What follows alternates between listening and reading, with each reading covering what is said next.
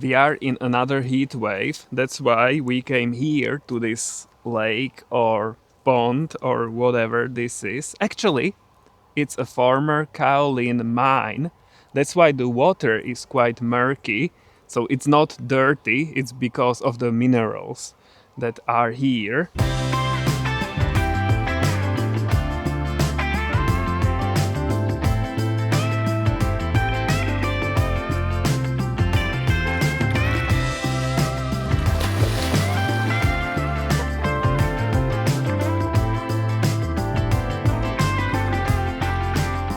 Yesterday we already measured 40 degrees Celsius at one place in the Czech Republic, and today should be even hotter, so we'll see. And it's something that was unthinkable in the past, because this is the second time this summer that's more than 40 degrees Celsius. That's not normal here in the Czech Republic. So the weather has been crazy this year, and we don't even mind the high temperatures, because at the country house in the garden it's quite okay. We can go into the barrel, there is the shower, and in the house it's still quite cool, so it's okay there. But the worst part is the drought. There is no rain at all. This is very nice. We can refresh ourselves here, and yeah, it's summer at its best or at its worst. I don't know what's true, but yeah, that's how it is.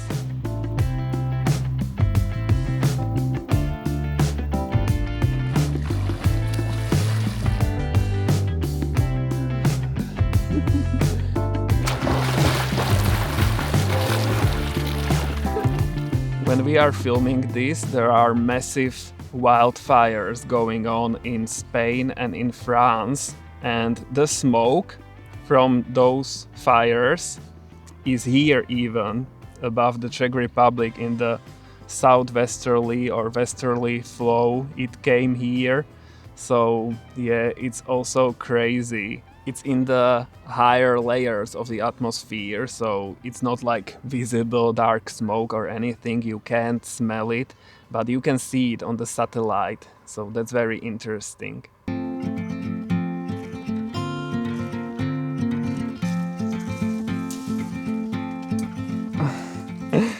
Oh no, very hard to reach these ones, but I want them.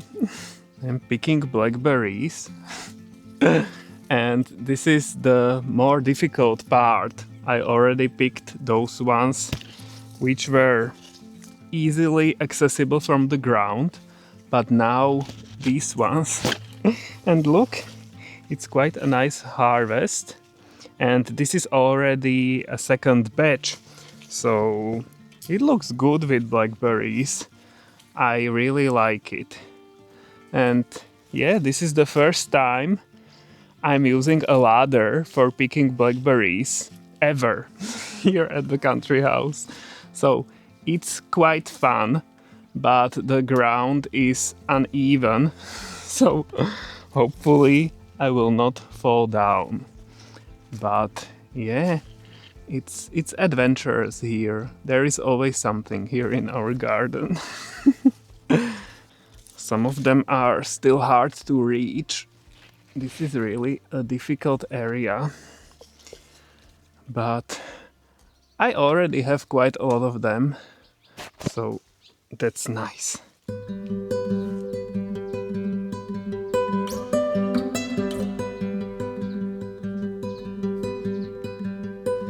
The grass is completely scorched, totally yellow, dry, but what's interesting is this alfalfa, for example.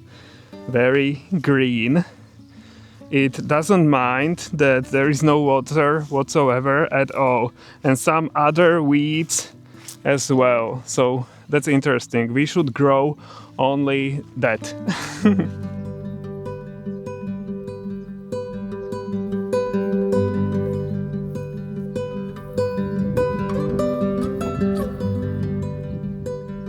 This is the second area where we have blackberries. We planted these ones, And look, it's quite a nice harvest.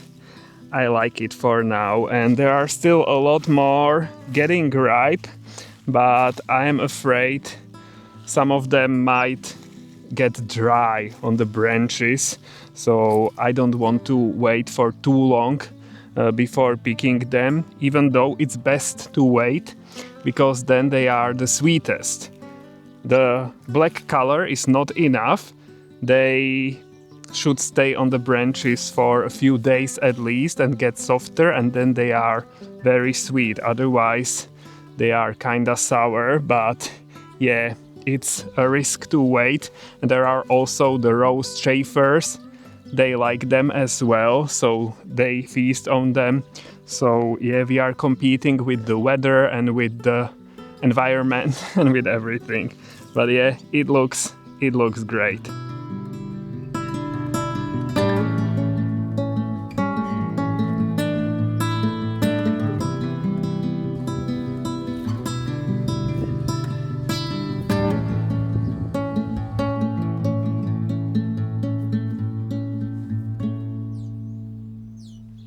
It's been so hot, we are spending a lot of time in the barrel again. You might be wondering why I'm wearing clothes, if you can see it. But that's calculated because normally when you get out of the barrel, you get dry within a minute and then you get hot again. So with the wet clothes, you can then wear them in the garden and it takes like half an hour before you are hot again. So I can in the meantime be active, and work in the garden. And I'm not hot, which is great, because otherwise I wouldn't do anything.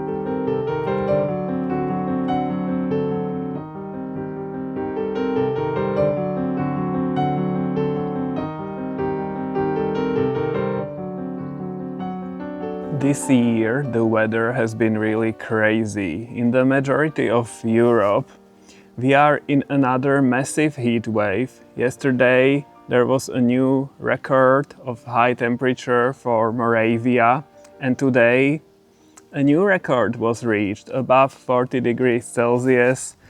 And yeah, in the previous heat wave, the absolute record for the Czech Republic, almost 42 degrees Celsius. And maybe some of you are thinking, well, we have that every summer or something, but the difference is that here, plants, animals, nature in general, nobody is used to such temperatures and everything is suffering. When we are filming this, there are major wildfires going on in France, Spain, in the United Kingdom, which I always imagine is a green and wet country, but no, this year, no precipitation.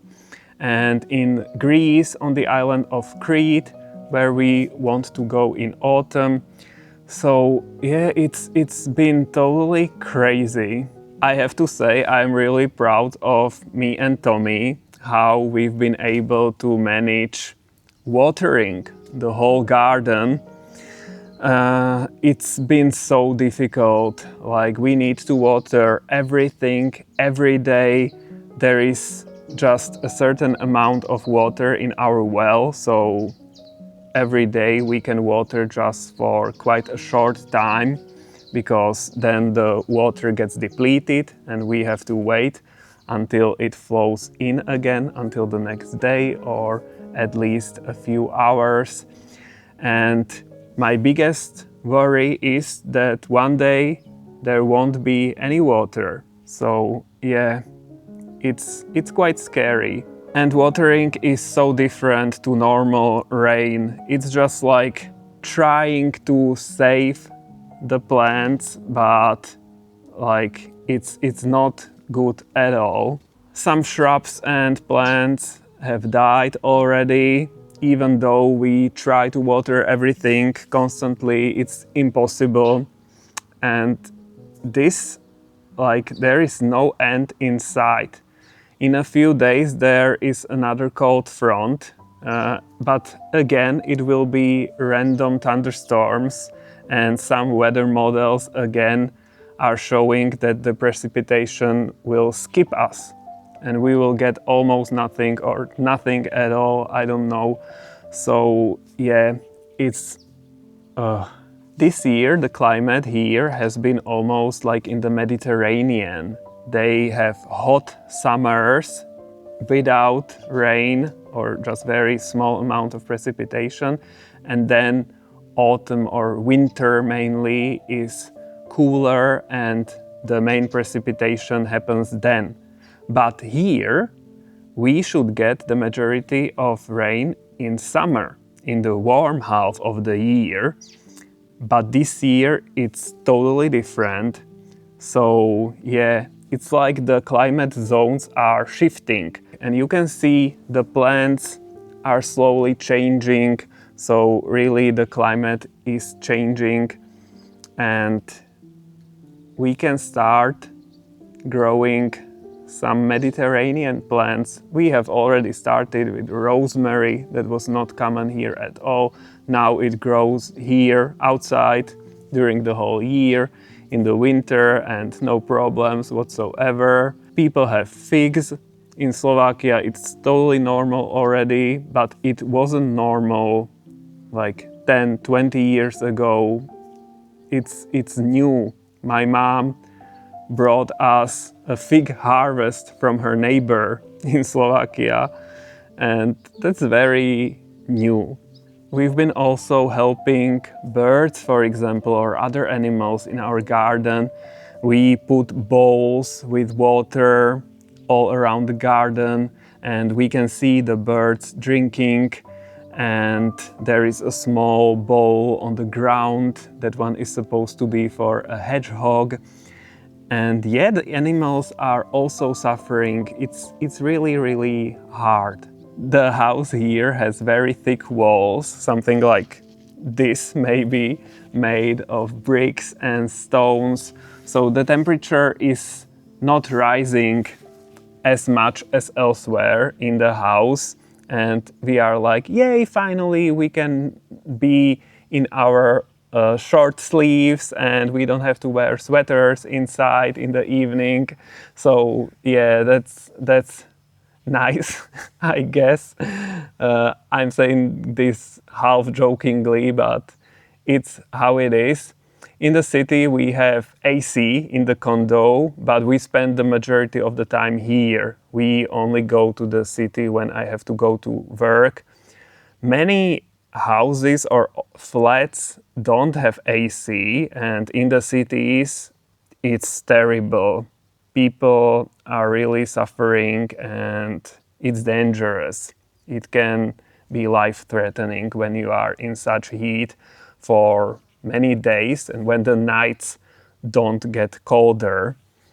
Here we are kinda in a sink, in a terrain, very like hardly noticeable, but the temperatures, thanks to that, get to normal values during the night. So that's nice. In the surrounding hills, like even small hills, the temperatures are almost not dropping during the night. So we are lucky in that regard. But of course, we suffer late spring frosts often here. So yeah, but the drought, I want rain finally, guys. We need it.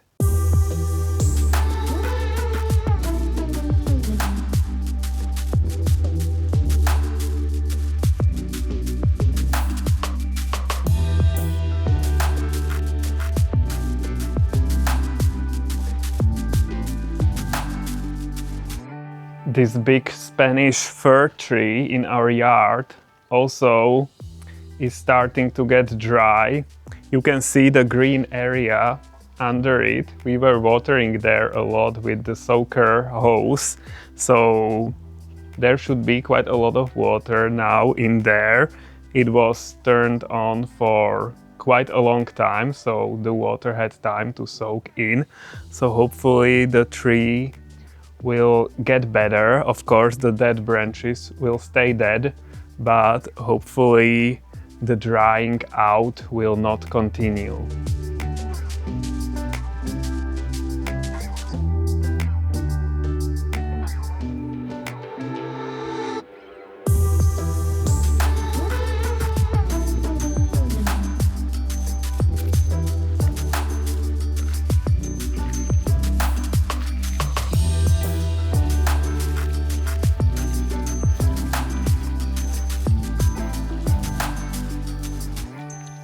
Today I'm going to make my third batch of fruit wine, and this time it will be sea buckthorn / white currant wine. Last year I made something similar, but there were red currants, and that wine tasted absolutely amazing. It had a nice color, kinda like red going into orange, maybe a salmon color. But this time I was thinking of using these white currants, so the wine is orange color because of the sea buckthorn, or maybe golden or something like that. That sounds quite unusual to me and it would be interesting. So I am very excited about this one. Hopefully it works out. So here I have 900 grams of sea buckthorn, and I'm going to use just juice of these ones. And here 1130 grams of white currants. Here 3 liters of water and 1.2 kilograms of sugar, which I'm going to dissolve here in this water. I'm saying all these numbers mainly for me because I am bad of writing things down. So if it works out, I know what I added, which amounts, and I can replicate it next year maybe. So yeah, I'm excited about the possible color of the future wine of this. So yeah, we'll see in a few months. Okay, so the sugary water with white currants is here in the fermentation bucket. I blended the white currants with an immersion blender for a bit. It's easier than to crush them, and I realize it's okay to do that. And here I have the sea buckthorn juice, very orange, so I'm pouring that in as well.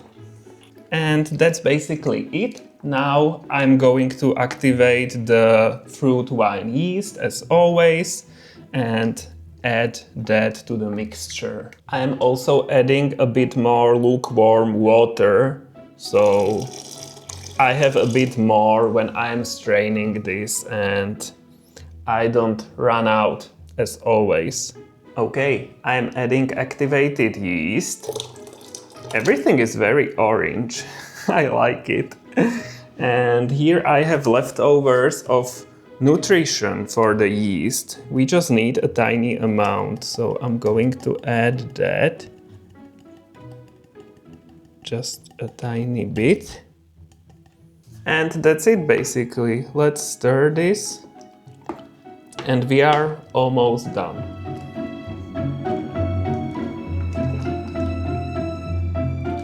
I closed the fermentation bucket, and the only thing remaining is to add this airlock.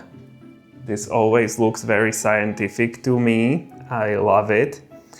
So the CO2 can escape and no air can get in. The bubbles of CO2 will be escaping through water. I don't know if I mentioned, I am aiming for 5 liters of wine from this.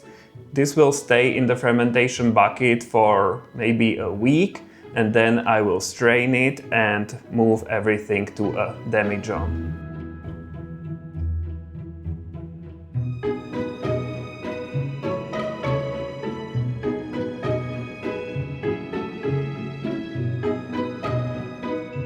Guys, we are in our garden and we are watching Perseids, the meteor shower, or how it's called in English, you know, falling stars, not really falling stars, but you know what I mean.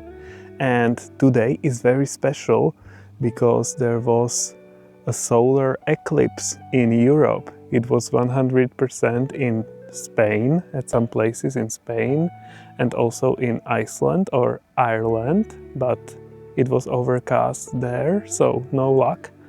But in Spain it was visible. And here we got a partial solar eclipse, around 86% of the sun covered, and it was very cool. I can show you pictures. We managed to get some pictures with our camera. It can zoom in 50 times, so that was cool. And yeah, it was quite an adventure because we didn't know what to expect, but it was very, very interesting to see. And now we are here in the dark, and well, I'm shining with my phone. Tommy is waiting for this to be over. But I just wanted to tell you that it's really an interesting day, an interesting evening and night. So you will not see anything from this because it's very difficult to film the night sky. This camera can't handle it. So it's just for us to enjoy. But yeah, and anybody in the world can see this. Hopefully I'm not talking nonsense, but yeah, it's a special magical evening and night. We love it.